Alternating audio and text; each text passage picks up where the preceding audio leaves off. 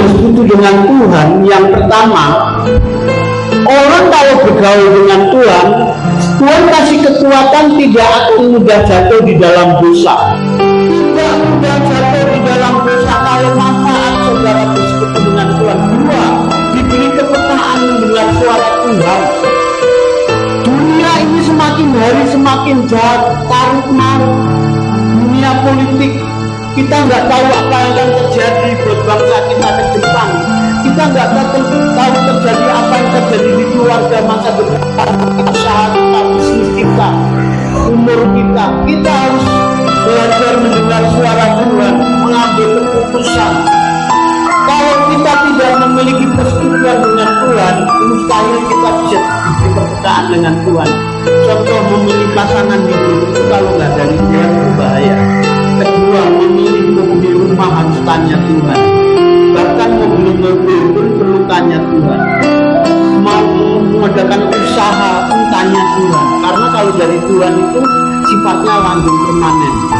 Kita cari karyawan pun perlu tanya Tuhan. Kenapa kita harus memiliki persekutuan dengan Tuhan? Hidup di dalam penyertaan, dalam perlindungan Tuhan. Jadi kita ini tidak bisa hidup tanpa Tuhan, saudara. Kita manusia itu rentan dengan segala macam penyakit. Manusia itu rentan dengan penderitaan, segala permasalahan hidup. Manusia itu rentan dengan kematian, kecelakaan. Yang keempat, saudara harus memiliki persekutuan dengan Tuhan supaya saudara diberi kekuatan dalam menghadapi setiap permasalahan itu. Jadi hidup ini hidup ganti, hidup ini semakin jahat. Saudara harus menyadari saudara sedang hidup di tengah-tengah zaman akhir. Bahwa manusia menghalalkan segala cara, manusia akan kehilangan kasih. Ya, cuma dengarkan dulu ya. Semua akan kehilangan kasih, mencari kepentingan sendiri. Hidup ini tidak tekanannya.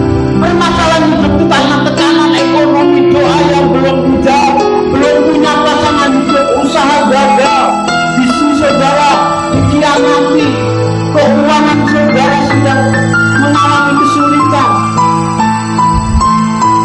Kita ini membutuhkan Tuhan. Saya nggak tahu kalau di tempat ini nggak membutuhkan Tuhan, semua lancar, gaji besar, ATM besar.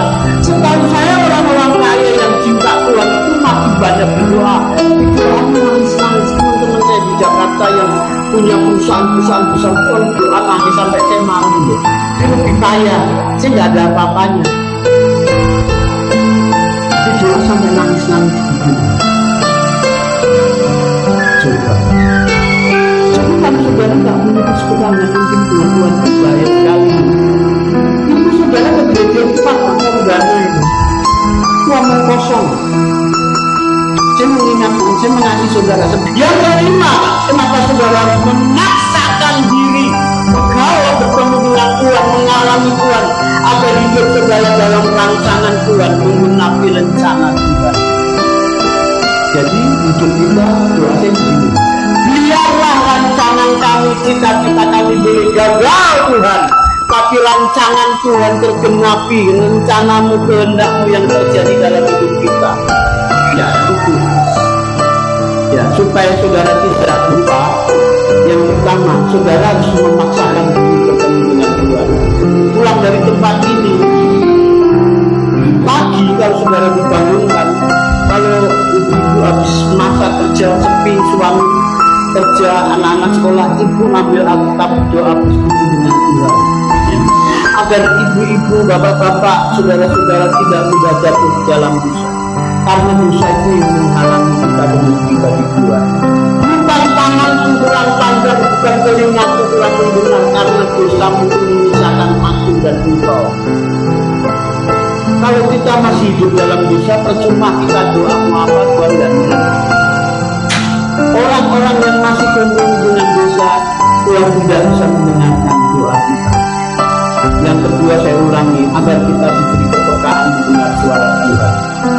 Yang ketiga, agar hidup kita ada dalam penyertaan, dalam perlindungan Tuhan. Yang keempat, agar saudara diberi kekuatan dalam menghadapi setiap permasalahan hidup. Ya. Yang kelima, agar kita menggenapi rancangan Tuhan tergenapi dalam hidup